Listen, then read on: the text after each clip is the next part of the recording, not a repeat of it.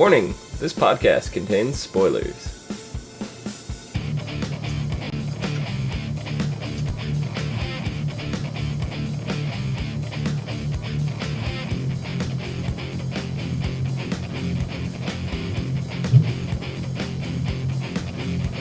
What's up, everyone, and welcome to the As Seen on TV podcast for the original Season 2, Episode 11, Brotherhood of the Damned. I'm your host, Dom. With me, it's my co-host, Nikki. Hi. Hey, how's it going? How's that soda? It's gonna be completely consumed here in a few minutes. Is that Canada Dry? Oh, it is Canada Dry and all of the things. But aren't you thirsty? Wouldn't you want that to be Canada Wet? No. No. And, face-palming co-host down below, Mike. How's it going? Canada Wet. Yes. That's a good one. Yes. I never thought of that. Well, I wouldn't want to drink something that's dry. That's my favorite ginger ale, damn it. Mm-hmm. I should have stole a cup. Oh, well, see, then there would have been none left for her to pour out there. I should have stole a cup of that while it was still there. You can come get this cup. I don't want it. I got it. If you value your hand, I would not. I would not do that at all. My hand is already falling off. I'm good. Oh. I am a striped raccoon. You know what that means? I have the heart of a tiger, and I have the rabies of a raccoon. You don't want to mess with my ginger ale. I also know how to distract raccoons very easily. But I'm also part tiger. I also know how to distract tigers very easily. Really? Yeah, it's actually quite simple. See, So do I. You throw down your friend and run. So, see, that's a hungry tiger. what'd you guys think of this episode?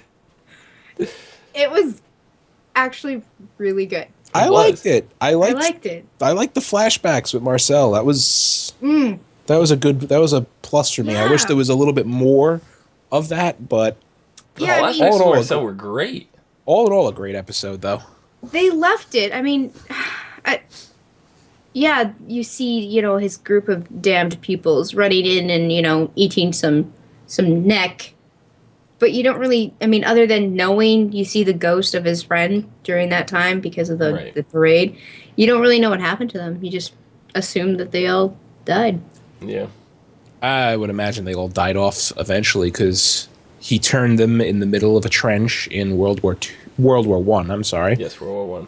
No daylight rings for any of them. No. That's true. So I forgot about that. Yeah, daylight rings, I don't think existed back then.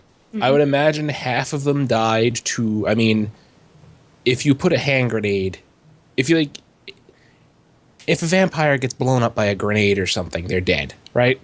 Well, if That'd be enough to kill them if it completely dismembers them.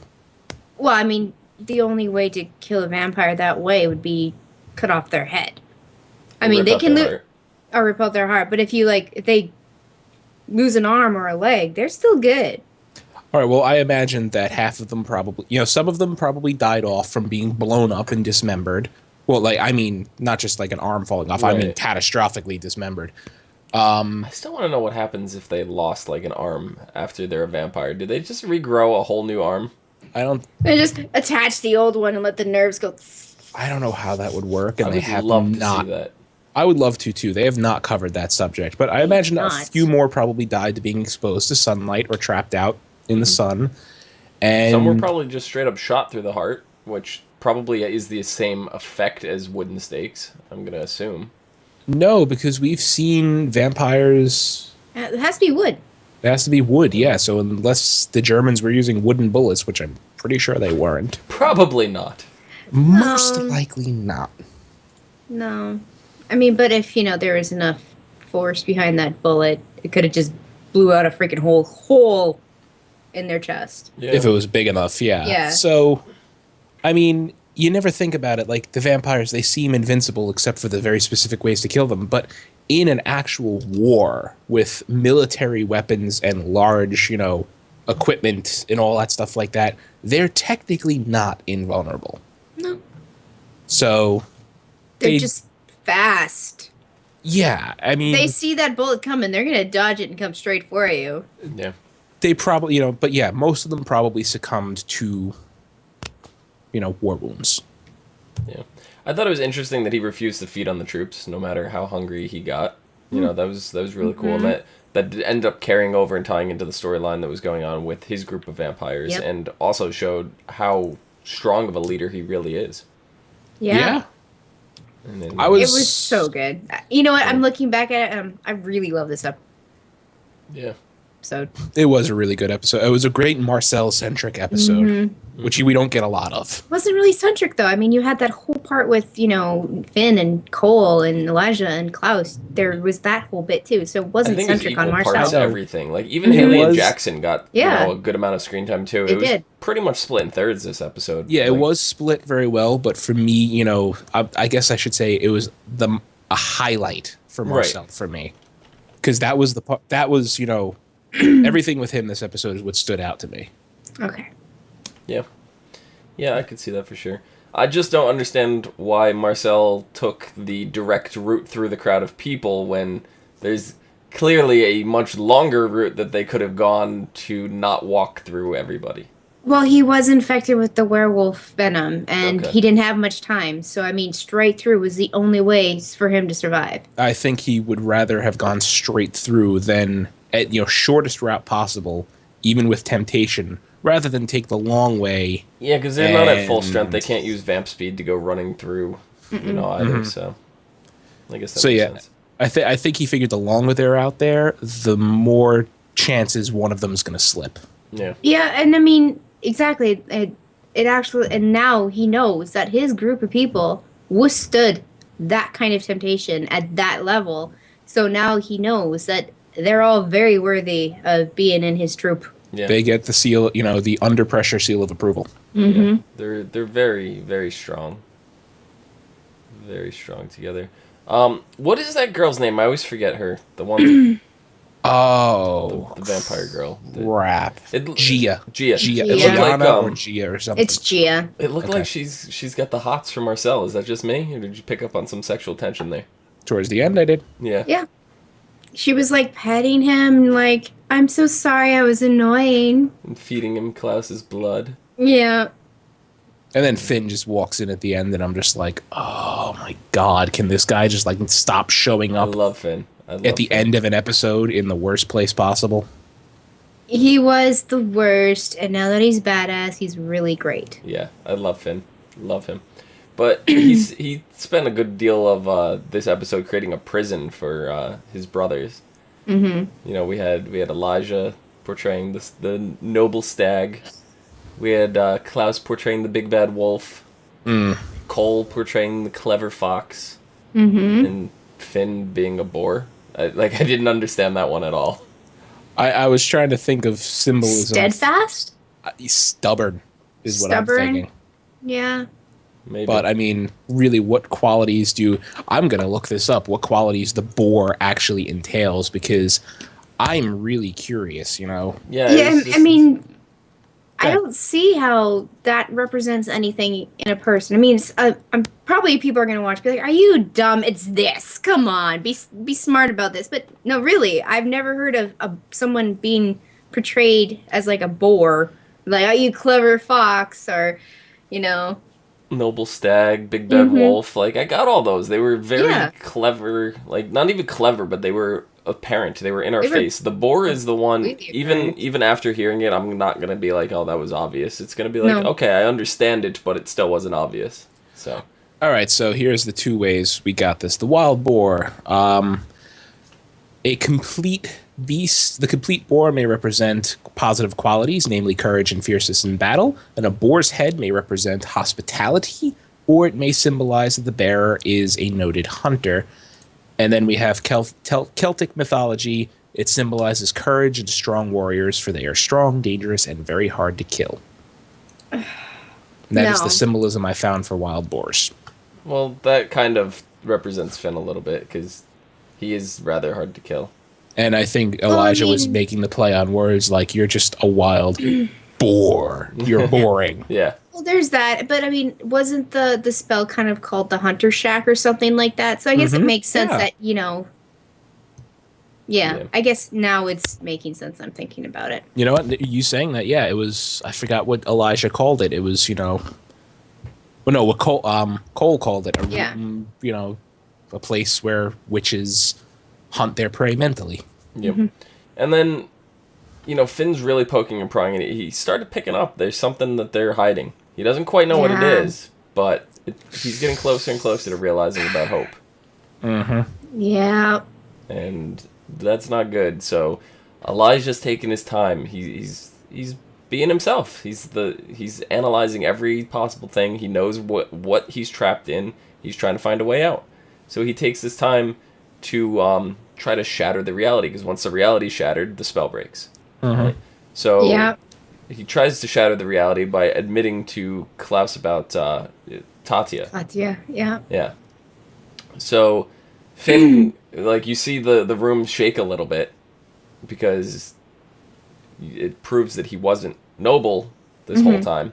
But the fact that he confessed this to Klaus just reinforced his nobility and further stabilized him as the stag. So it wasn't enough to completely shake it. But it was when Klaus actually forgave Elijah. Yep. I think as soon as, Klaus realized what Elijah was doing, he's like, oh yeah, I have to step up and do something. And yeah. It was just that Finn doesn't portray his brother as being the forgiving type. No. Nor does, and... But the thing is, Finn's been gone so long, he hasn't viewed the changes that, Elijah and Klaus and Cole have gone through.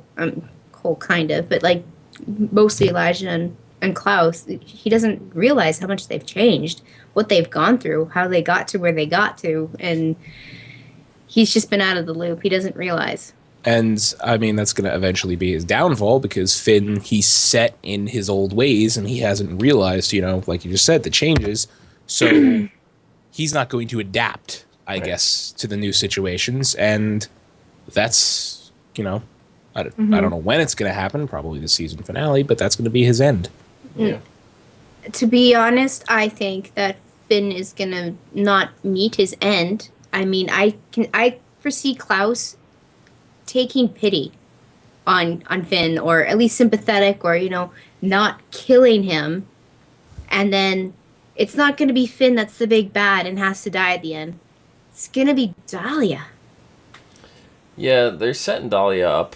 We're only halfway through the season. This is episode 11. Halfway. We have exactly 11 episodes to go this season, so we're exactly halfway through. So bring Dahlia in, bringing Freya in at this point.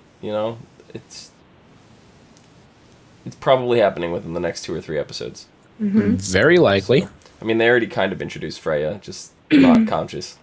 So, for all we know, that she could have one of those crazy daggers stuck in her chest in that coffin.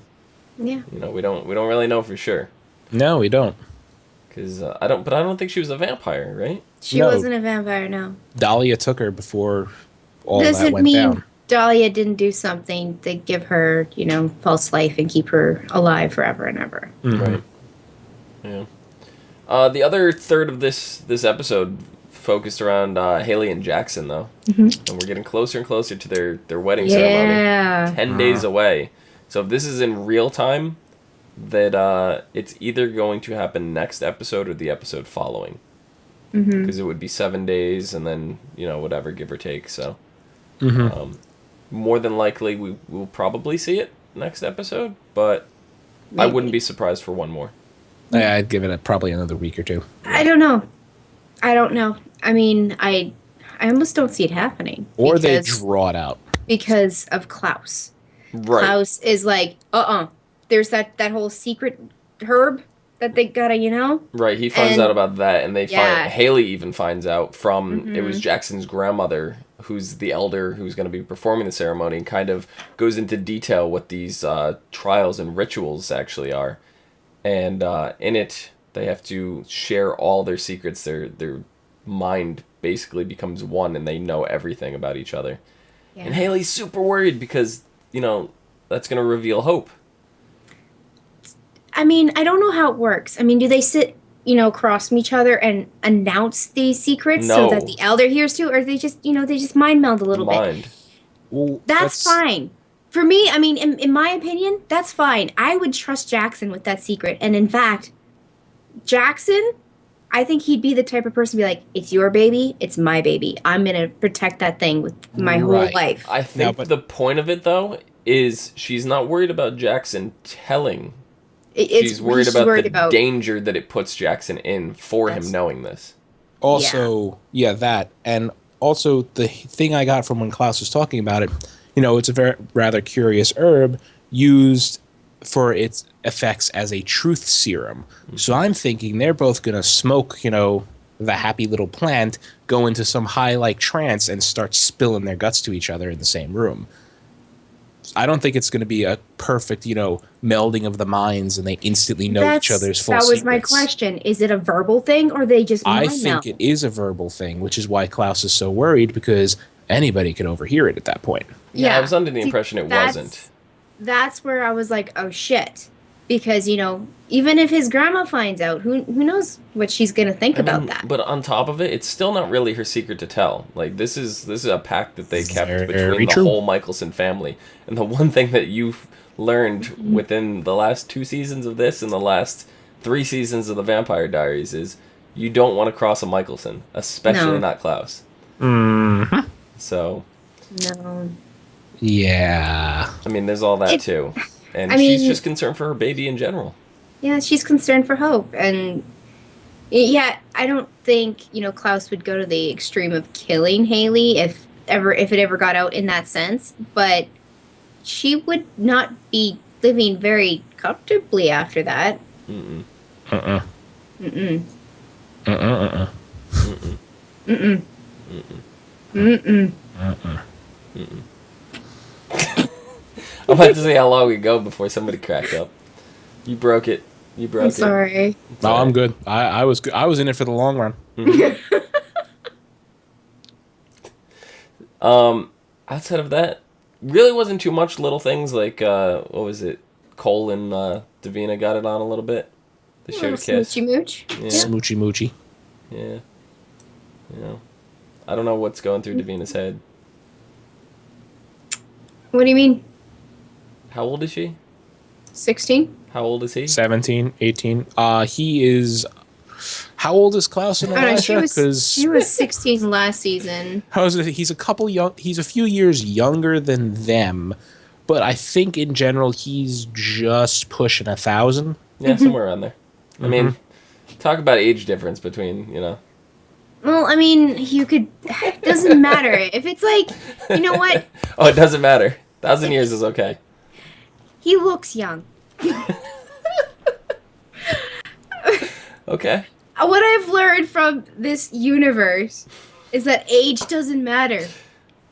Well, I mean, when you're immortal, age is just a number at that point. It literally is just a number. Oh, okay. Exactly. So I had to look this up because I remember back from the Vampire Diaries that they went over to, America when the Vikings supposedly discovered it and stuff like that. And that was in the 10th century, so the 900s. So yeah, they're pushing 1,000. Yeah. Yeah. That was math my brain was not ready to do, so I left it Sorry. to you. I don't really think there was too much more to discuss this episode. It was kind of a filler, but not really. I mean, it moved the story along, but there wasn't anything major in regards to where the rest of the season is going. Mm-hmm. But it was still very enjoyable. It was. I mean, all the elements, they kind of bled into each other, and it flowed so... What? No pun intended. Blood, vampires, no bled into it, no. Anyways, it all worked really well together, and, the flow was great. The flow? The flow. The flow. The flow of the episode. Of the blood. It didn't seem jagged or like spliced in together. It didn't feel choppy. It just ran really well. Mm-hmm. Even with flashbacks. The flashbacks are good. I love the way, because I usually kind of dislike flashbacks, but the way it tied in with present day stuff, and it was more of Marcel hallucinating than Yeah, it was It was- hallucinations yeah. too at the same time. I mean, Hallucinating an eerily similar thing he went through nearly almost 100 years ago. Because flashbacks, when they do them outside of like, the way it was handled in this episode, they just feel very awkward and out of place. This one, Marcel is under the effects of the werewolf bite, and he's literally hallucinating and forcing himself to remember this. So it made sense. I was actually very comfortable, and this show continues to surprise me how they can go on with these crazy stories like this and make it all cohesive. Like, we just got through saying there's 1,000 years of history to tell between these characters, and every time they do flashbacks and stuff to try to catch us up, it all makes sense. It all fits very well, and it's not conflicting or contradicting. Because they have a lot of time, 1,000 years to fill it in and spread it out where it won't contradict itself. Yep. I'm going to go out and say, like, all networks, seriously, you need to pay attention to what they're doing with the originals because they're doing it right. 100%. They are definitely doing it right.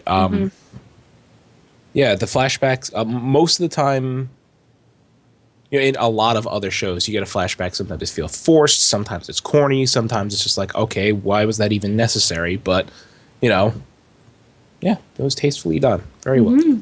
Yeah, I know, what was that other, Being Human? There was a lot of, on the US version anyway, there was a lot of unnecessary flashbacks that were just happening, and I didn't understand why they were going on, and that's I watched 3 episodes of that, and I was just like, fuck this. Yeah, that's about the time I lost interest in it, so. Hey, that's at least I gave that a few episodes. I watched, I think, 12 minutes of the first episode of the American Top Gear, and that was just like, power button. Yeah. So, originals, keep it up. You're doing it right. Dead straight. Next week, the episode is called Sanctuary. It says The Girl in Black. After a series of strange encounters, Rebecca becomes intrigued by a mysterious girl who has recently arrived in the insane asylum. Note, this is not Claire Holt Rebecca. This is still, I don't remember the actress's name, but I'll get it. I'll remember it at some point.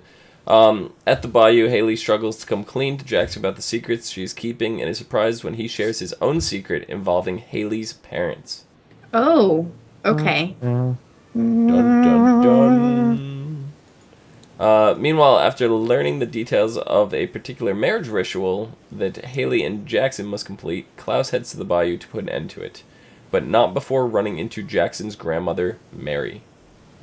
Interesting. Yeah, I think I saw in the preview for that.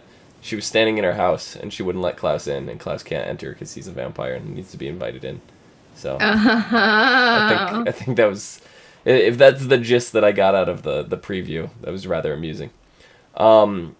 Elsewhere, Vincent remains determined to uncover the secret that he knows Klaus is hiding, and sets his eyes on Marcel for answers. Which he has the answer, it's just compelled deep inside of him. Right, so unfortunately, magic may be able to remove the compulsion. Which we know can happen. Magic does do that. Mm-hmm. And finally, when Davina discovers that Josh and Marcel are in danger, she enlists the help of Caleb and Aiden to rescue them. So. Okay. All right. Get some more of Cole and get some more of Aiden. Two characters I actually really enjoy, so. The only other thing I can imagine that Klaus is having trouble with is that he's part werewolf and she's an elder mommy werewolf and she has some kind of like instinctual power over him or something like that. I don't know. It doesn't. I know it doesn't work like that. I just thought it would be funny. Klaus is generations. I know that, but she's an elder. Or what if she's the original werewolf? Oh my god. You know, you mean the original werewolf that doesn't freaking age werewolf? Yeah. We don't know how the original werewolf works. We don't. Oh my god. And then she would maybe have some instinctual power over him. He's ready to burst in the door and she's like, stay. Yes, ma'am. It wouldn't be instinctual. It would be like, the whole sire thing works. She'd be like, no. And he'd be like, I want to, but I can't. Like, he'd be like wanting to force himself forward, but I really want to turn your head backwards right now. Nope, you stay right there. No, I'm going to stay right here, but I don't want to. Pretty much. She could sit there and, even buff her nails, be like, you ain't moving, bitch. I ain't moving, and I'm a bitch. I really want to see the original werewolf at some point. They need to do it. It's a story that has to be done. Has to. Yep. And I don't doubt for a minute that they will not do it at some point. Just don't know if there's room in this season for it. I would rather them do it in the originals instead of the Vampire Diaries. Yeah. They're not going to do it in the Vampire Diaries. This whole original thing, that doesn't even exist anymore. Werewolves are almost extinct in the Vampire Diaries at this point. It's Tyler. Who? Who's that again? What? You mean my angry face looks surprisingly like I'm a pooping face? You know what? Tyler walked through that show with a poop face on now. He doesn't even change his He walked down those expression. stairs and he's just like... like, he was very angry. It was just like... Yeah. Yeah, I think that about wraps this up. Nikki, where can the people find you? They can find me on the Twitter at LadyVenom24, LadyYVNOM24. Mike, where can the people find you? Also on the Twitter at Thilladren, THILLADREN. You can find me down below at Phenomedom, PHENOMEDOM. You guys are doing like the Morocco dance over here? I snapped do. Oh, I hate you. You can also find us on Facebook, Gmail, G+, Twitter, and right here on YouTube at /ASOTV podcast for some more podcasts for some of your favorite TV shows. Till next week. See you later. Farewell. Ciao. And the dance I'm doing is to the music I cannot hear. Mm-hmm. Why can't you hear it? Because of the way our recording setup Because is. he's blind. Oh. Because I am colorblind. Yep. Right.